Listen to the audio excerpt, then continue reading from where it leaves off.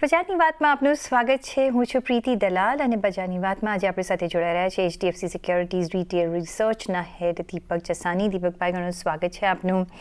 અને માર્કેટમાં એક આપણે હવે જે છે થોડોક ચિંતાજનક ટ્રેન્ડ જોઈ રહ્યા છીએ. ચિંતાજનક તો નહીં, પણ એક ટ્રેન્ડ રિવર્સલ આપણે જોઈ રહ્યા છે.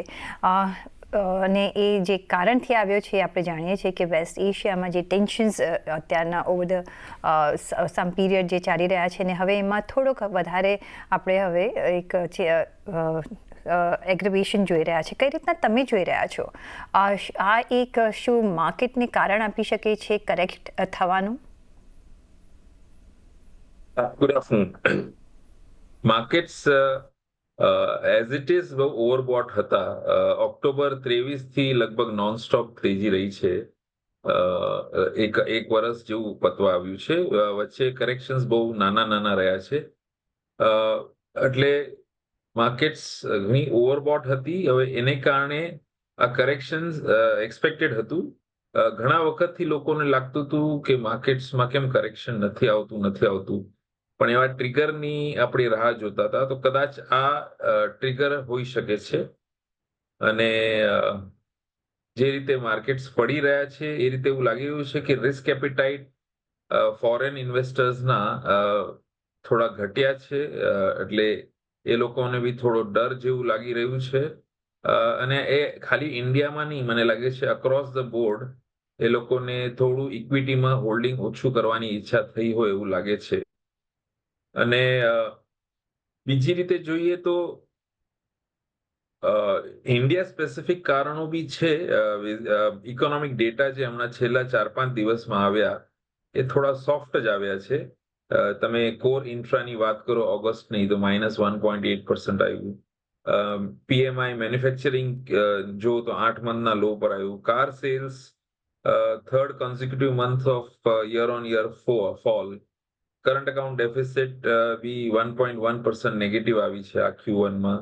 Realty sales July to September ક્વાર્ટરમાં 11% પડ્યા ટોપ 7 સિટીઝમાં. તો આ બધા ઇકોનોમિક ડેટા, જે મેક્રો ડેટા કહીએ, એ બી એટલા બધા સારા નથી આવ્યા. લોકોનું હજી બી ધ્યાન છે કે ફેસ્ટિવ સિઝન ચાલુ થશે તો ઓક્ટોબરથી સુધારાની વાતો અથવા એક્સપેક્ટેશન્સ રહી છે. હવે એ જોવું પડશે કે એ જે એક્સપેક્ટેશન છે એ કેટલા હદે ફૂલફિલ થાય છે. અને ચાઇનામાં જે રીતે આપણે હમણાં 22% જમ્પ જોયો 7 દિવસમાં, એને કારણે બી થોડો ઘણો જે ફ્લો એફઆઈ નો હતો, ઇન્ડિયા તરફ આવવાનો હતો, એ થોડો ડાયવર્ટ થઈને ચાઇના તરફ ગયો એવું લાગી રહ્યું છે.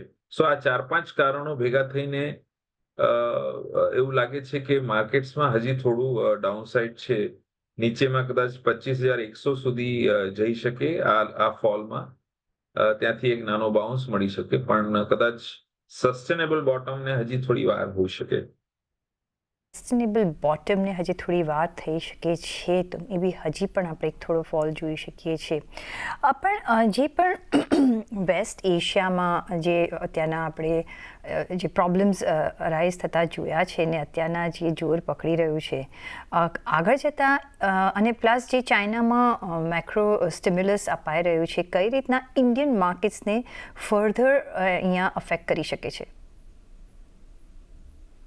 ચાઇનાની તો વાત આપણે કરી કે જે રીતે સ્ટિમ્યુલસ મેજર્સને કારણે લગભગ 22% ત્યાંની ઇન્ડેક્સ વધી છે છેલ્લા 7 દિવસમાં.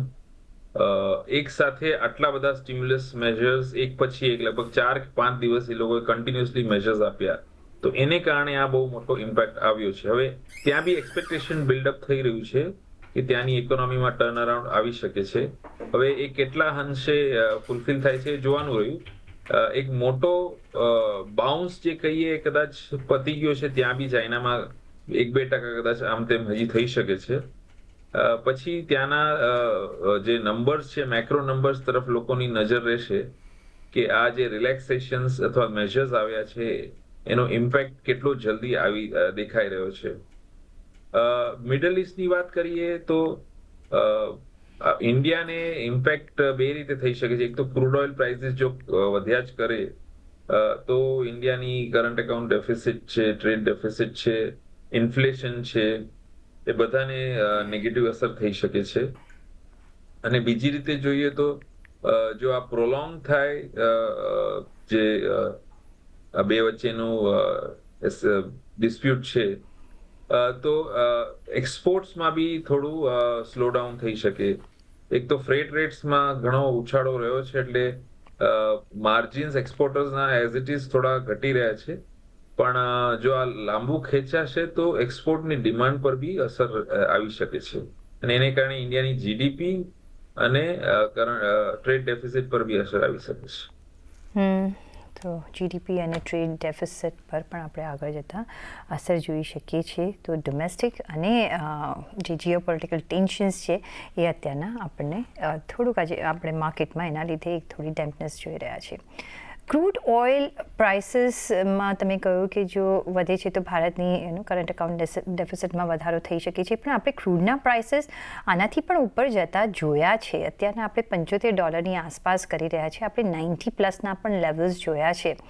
કઈ રીતના તમે જોઈ રહ્યા છો એક અત્યારના એટલી બધી ચિંતાની વળી એક કારણ આ ક્રૂડની પ્રાઇસીસ બની શકે છે, અને ઇફ યસ તો કઈ રીતના અહીંયા આગળ આપણે ફર્ધર ડિટેરિયોરેશન જોઈ શકીએ છીએ?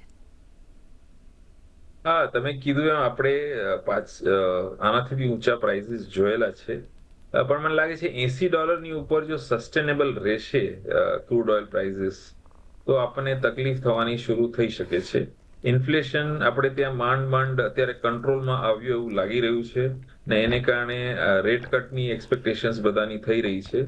હવે જો પાછો ક્રૂડ ઓઇલ વધી રહે ત્યાં ઉપરના સ્તરે રહે તો પાછો ઇન્ફ્લેશન પર દબાવ આવી શકે છે અને જે રેટ કટની આપણે એક્સપેક્ટેશન કરીએ છીએ કદાચ વધારે પોસ્ટપોન થઈ શકે છે. એટલે નેટ 80 ઉપર ક્રૂડ ઓઇલ રહેશે તો આપણને તકલીફનું કારણ વધી શકે છે. તો 80 ઉપર જો ક્રૂડ પ્રાઇસીસ જાય છે તો ઓફકોર્સ એક તકલીફનું કારણ, એક ચિંતાનું કારણ આગળ જતાં બની શકે છે.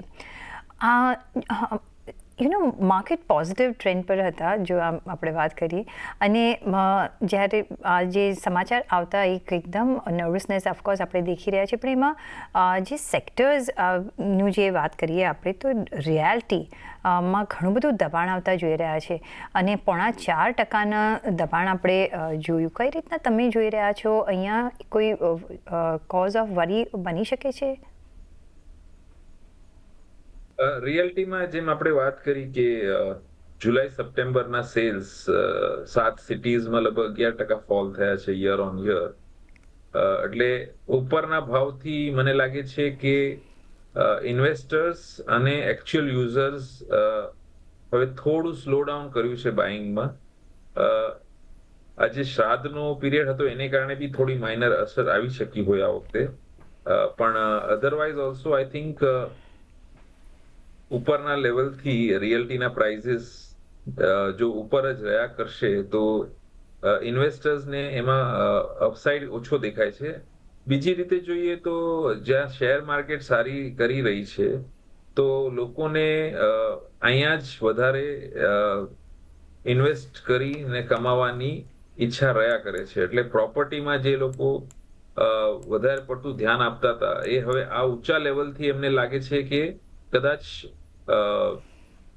શેર માર્કેટમાં રિટર્ન્સ વધારે છૂટશે પ્રોપર્ટીથી, એટલે એને કારણે કદાચ બાઇંગ થોડું સ્લગિશ થઈ ગયું છે રિયલ્ટીમાં. અને રિયલ્ટીના સ્ટોક્સ બી એઝ ઇટ ઇઝ ઘણા હાઈ થઈ ચૂક્યા હતા, ઘણા વધી ચૂક્યા હતા. એટલે થોડું એમાં રિયલ્ટી ચેક કહીએ, રિયલ્ટીના સ્ટોક્સમાં રિયલ્ટી ચેક અથવા તો થોડું કૂલ ડાઉન થવાનું ઈચ્છનીય છે, તો જે અત્યારે થઈ રહ્યું છે. મેટલ એઝ અ સેક્ટર તમે કઈ રીતના જોઈ રહ્યા છો? બિકોઝ ચાઇના સ્ટોરી ચાલતી હોય, આપણી સ્ટોરી ચાલતી હોય, અહીંયા એક સારી એવી મૂવમેન્ટ આપણે જોઈ રહ્યા છે. જે ચાઇનામાં જે સ્ટિમ્યુલસ પેકેજ આપ્યું છે ને જે રીતના કામકાજ થઈ રહ્યા છે, આઈ થિંક મેટલનું કન્ઝમ્પશન પણ આપણે વધારે જોઈશું. કઈ રીતના તમે જોઈ રહ્યા છો metal as a sector to invest in? મેટલ્સમાં આઈ થિંક જે ચાઇનાના મેજર્સ અનાઉન્સ કર્યા છે એને કારણે મેટલના શેરોમાં ઘણો સારો ઉછાળો આવ્યો છે. જેમ મેં પહેલા કીધું એમ હવે મેજર્સનું અનાઉન્સમેન્ટ આવી ગયું છે, પણ એકચ્યુઅલ લેવલમાં એ લોકોની જે ગ્રાઉન્ડ લેવલ પર ડિમાન્ડ પર શું અસર રહે છે એ કદાચ હવે ઓબ્ઝર્વ કરવાનું રહેશે. જો એ ડિમાન્ડ સારી રહ્યા કરશે તો અહીંયાથી બી મેટલના ભાવ વધી શકે છે. એટલે એક અપમૂવ મેટલના સ્ટોક્સમાં અથવા ઇન્ડેક્સમાં કદાચ હવે પતી ગયો છે કે હવે બીજા 2-4% પતી જાય, પછી થોડું કોન્સોલિડેટ થાય, થોડી વેઇટ કરે એકચ્યુઅલ ઇમ્પેક્ટ જોવા માટે. અને જો સાચે જ ઇમ્પેક્ટ દેખાતો હોય ચાઇનાની ઇકોનોમીમાં તો પછી સેકન્ડ અપમૂવ જોઈ શકીએ છીએ આપણે. એટલે અત્યારે જે લોકો લઈને બેઠા છે એ કદાચ હોલ્ડ કરી શકે છે, અને નવા લોકો થોડું રાહ જોઈ શકે છે. સાથે ઓટો એઝ અ સેક્ટર તમે કઈ રીતના જોઈ રહ્યા છો? જે ઓટોના નંબર્સ આવી રહ્યા છે, અહીંયા એક આપણે જોઈ રહ્યા છીએ કે મોટા મોટા એક્સપોર્ટ્સના હવે આપણને નંબર્સ સારા દેખાવા લાગ્યા છે. અમુક જગ્યાએ આપણી ડોમેસ્ટિક સેલ્સમાં થોડો ઘટાડો જોયો છે, પણ ઓટો એઝ અ સેક્ટર તમે કઈ રીતના મૂકશો? કારણ કે અહીંયા હવે આગળ ઇલેક્ટ્રિકલ વ્હીકલનો પણ એક નવો રોડ મેપ શરૂ થઈ ગયો છે. તો ક્યાં તમે ઇન્વેસ્ટ કરશો કે નહીં, અને કયા વર્ટિકલ્સ તમને ગમશે? ઓટોમાં અત્યારે ટુ વ્હીલર્સમાં બહુ સારો પીરિયડ ચાલી રહ્યો છે. જનરલી લોકલ સેલ્સ અને એક્સપોર્ટ સેલ્સ બંને સારા કરી રહ્યા છે, અને ઈવીમાં બી સારું એવું મોમેન્ટમ પકડાઈ રહ્યું છે. પેસેન્જર કાર સેલ્સમાં થોડું સ્લગિશ છે. Mid value mid size SUV અત્યારે બહુ સારી વેચાઈ રહી છે, પણ એન્ટ્રી લેવલ કાર્સ અને લક્ઝરી કાર્સ અને એ બંનેમાં થોડું સ્લોડાઉન દેખાઈ રહ્યું છે. ટ્રેક્ટર્સમાં થોડું બોટમ આઉટ થયું એવું લાગે છે. સારા મોન્સૂનને કારણે ટ્રેક્ટરની ડિમાન્ડ હવે કદાચ નીકળશે. અને સીવી સાયકલ માં બી થોડું અત્યારે વેટ એન્ડ વોચ જેવું છે, કારણ કે ઇન્ફ્રા સ્પેન્ડ જ્યાં સુધી જોરથી શરૂ નહીં થાય ત્યાં સુધી સીવી સેલ્સમાં બી થોડું સ્લગિશનેસ જોવા મળશે. એટલે બેઝિકલી અત્યારે ટુ વ્હીલરમાં સૌથી વધારે ધ્યાન રાખવાનું છે, પણ વેલ્યુએશન્સ ઘણા વધી ગયા છે, એટલે નેક્સ્ટ કરેક્શનમાં કદાચ એમાં લેવાનું ધ્યાન રાખી શકાય. બેન્કિંગ એઝ અ સેક્ટર પર એક નજર કરી લઈએ, અને એમાં પણ આપણે એનબીએફસીઝની એક જે જર્ની છે ક્વાઇટ પ્રોમિસિંગ જોઈ છે એક બાજુ, અને બીજી બાજુ ઓફકોર્સ જે એનપીએઝની અને જે રીતે રિટેલ લોન્સ નો જે આપણે વધારો જોયો છે, ને એના માટે એક જે આરબીઆઈનું આપણે વલણ પણ જોયું છે.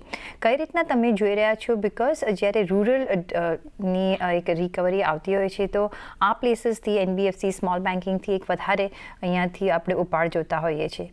કઈ રીતના તમે બેન્કિંગ એઝ અ સેક્ટર જોઈ રહ્યા છો? કયા તમને અહીંયા વર્ટિકલ્સ ગમશે, અને ક્યાં તમે નિવેશ કરી રહ્યા છો?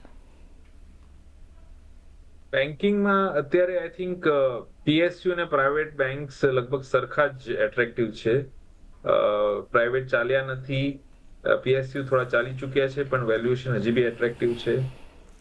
એનબીએફસીઝ ના વેલ્યુએશન્સ ઘણા સ્ટ્રેચ દેખાઈ રહ્યા છે, એટલે આ લેવલથી બહુ મોટો અપસાઇડ ન દેખાય. તમને વર્ષના 12-15% રિટર્ન કદાચ મળી શકે છે.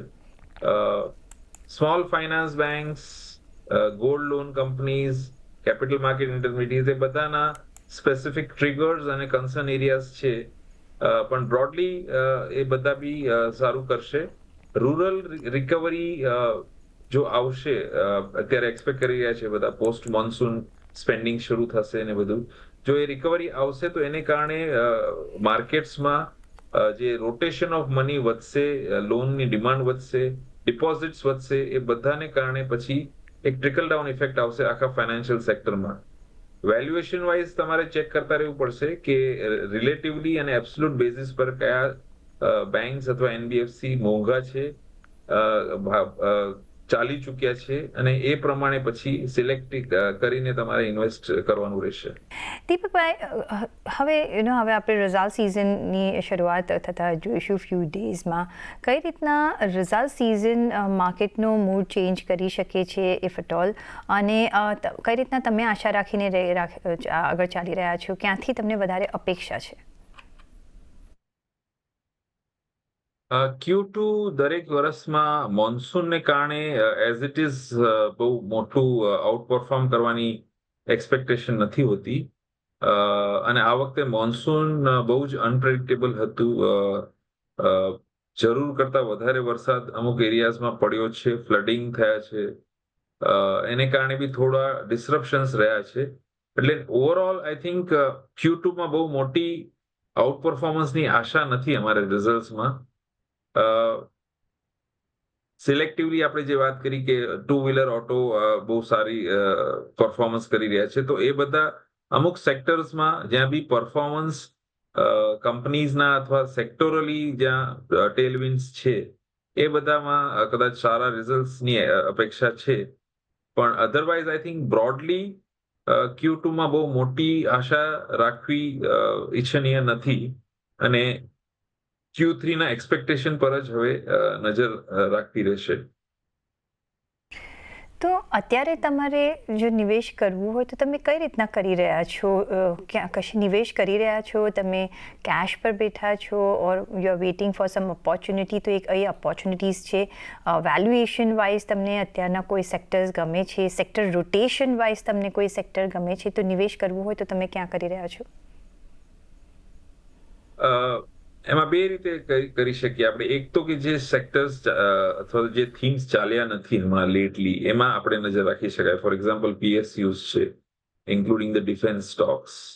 તો એમાં આપણે, કારણ કે હવે આ લેવલથી ઇમિડિયેટ ટર્મમાં ડાઉનસાઇડ બહુ લિમિટેડ હોઈ શકે છે, કારણ કે જે ચાલ્યા નથી એમાં having regard to the fact કે ત્યાં ઓર્ડર વિઝિબિલિટી, સેલ્સ વિઝિબિલિટી હજી બી સારી જ છે, તો બહુ મોટા ડાઉનસાઇડની એક્સપેક્ટેશન કદાચ નથી.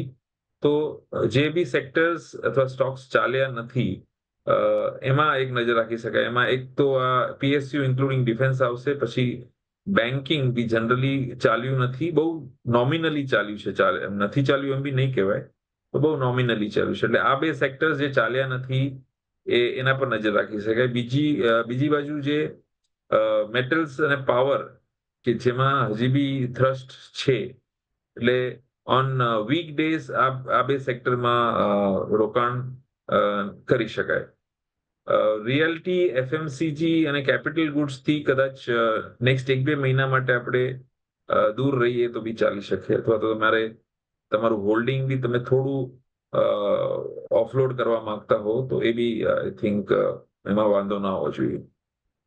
ઓકે, તો મેટલ અને પાવર સેક્ટરમાં આપણે ઓફકોર્સ એક નજર જરૂરથી રાખી શકીએ છીએ અને અહીંયા નિવેશ કરી શકીએ છીએ.